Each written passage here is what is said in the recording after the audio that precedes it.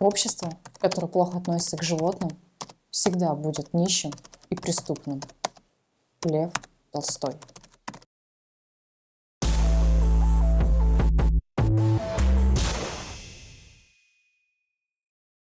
Мы постоянно с вами слышим истории или видим, как некоторые люди отказываются от своих животных. Или хуже всего, очень жестоко обращаются с ними. Многие считают, что жестокое обращение с животными – это всего лишь правонарушение, ответственность за которое надо немного ужесточить.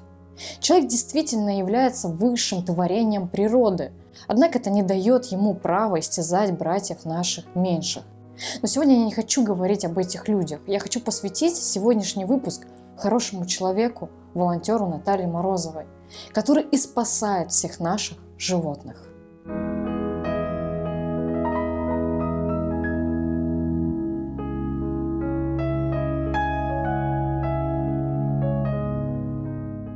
С 2010 года, не покладая рук, Наталья каждый день спасает кошек и собак, выезжает на различные происшествия, связанные с животными, достает собак из колодцев, из-под колес машин и так далее.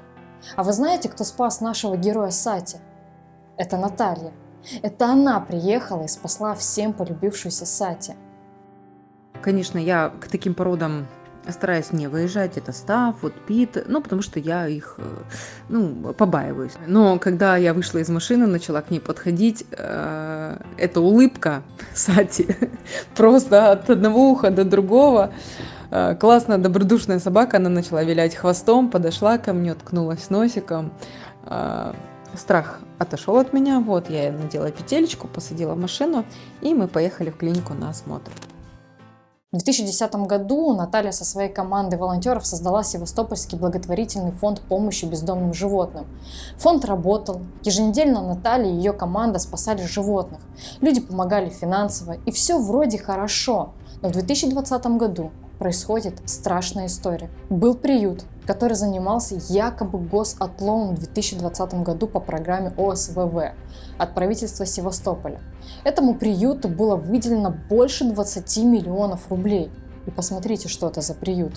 Местные зоозащитники и общественники посетили приют и лично убедились, в Севастополе на Монастырском шоссе 30 обустроен настоящий собачий концлагерь. Это сильно истощенные животные, сидящие без еды и воды. Нам удалось дозвониться Руслану Керимову, директору учреждения. Молодой человек провел нас в здание Севастопольского приюта бездомных животных. У одного из вольеров директор приюта явно занервничал. На просьбу дать пройти и осмотреть щенков Руслан Керимов до последнего стоял на своем, утверждая, что они спят. Выбрав момент, наша съемочная группа все-таки проникла в вольер. Руслан, они, получается, не спят.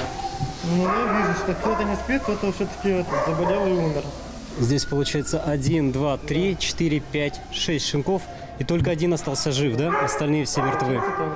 В одном из пустующих вольеров волонтеры обнаружили одинокого щенка. Вот один, совсем один, заброшенный, даже водички не Ну, он очень худой, я вижу, да. Волонтеры от фонда, просто неравнодушные люди, приехали, привели в порядок это помещение, а также осуществили должный уход за животными. На месте осталось 120 собак.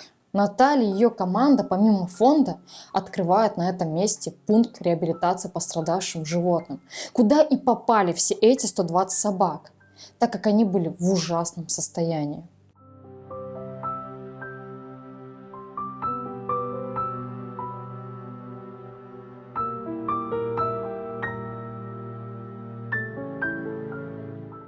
Из этих 120 собак многие уже пристроены в семьи. Малыш, вернее малышка, нашла себе новый дом в Казачьей бухте.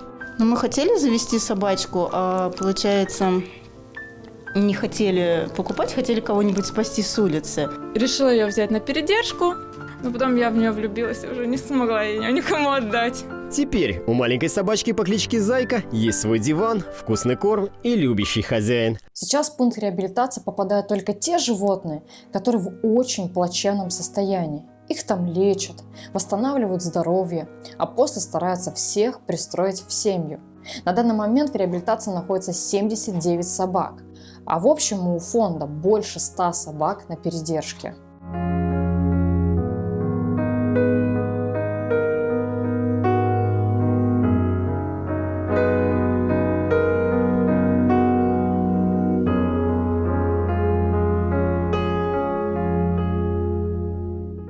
Каждый делает добро в этом мире по-своему. Кто-то спасает животных, как Наталья. Кто-то помогает финансово, кто-то репостами. Это не важно. Важно то, что мы все с вами хоть как-то, но пытаемся сделать этот мир лучше. И я очень прошу, давайте прямо сейчас сделаем этот мир еще чуть-чуть лучше. Давайте поддержим Наталью и ее фонд помощи бездомным животным. Ваша подписка, ваш репост, даже перевод 10 рублей – это большая помощь для фонда. Ссылка на фонд и реквизиты будут указаны в описании под видео. Перед тем, как завести кошечку либо собачку, обязательно подумайте 100 раз, сможете ли вы обеспечить должный уход и ветеринарное обслуживание на протяжении 10, 15, 20 лет. Под силу ли вам это будет? Сможете ли вы оставить животное на кого-то, если будете уезжать? Потому что животное – это не игрушка. Это живое существо, которое чувствует тоже и боль, и радость, и расставание. Оно все чувствует. Просто сказать не может. Подожди теперь. Так, давай. Я пока вот тут возьму. Давай. Наталья, спасибо вам и вашему фонду за то, что спасаете наших братьев меньших. Вы человек с большой буквы.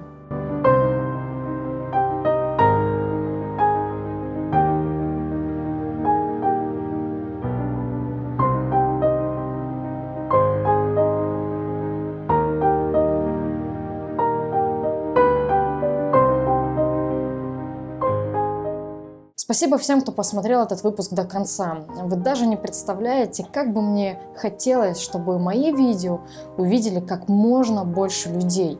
Я почему-то верю, что после просмотра наших видео у людей бы менялось отношение к животным в лучшую сторону. А особенно менялось отношение к особенным собакам и кошкам. Поэтому я благодарю каждого, кто поддерживает наш канал «Сроки», кто ставит лайки, кто подписывается и помогает финансово. Я хочу, чтобы вы знали, я все вижу и очень-очень вас благодарю. На этом все. Всех крепко обнимаю и очень люблю. Пока-пока.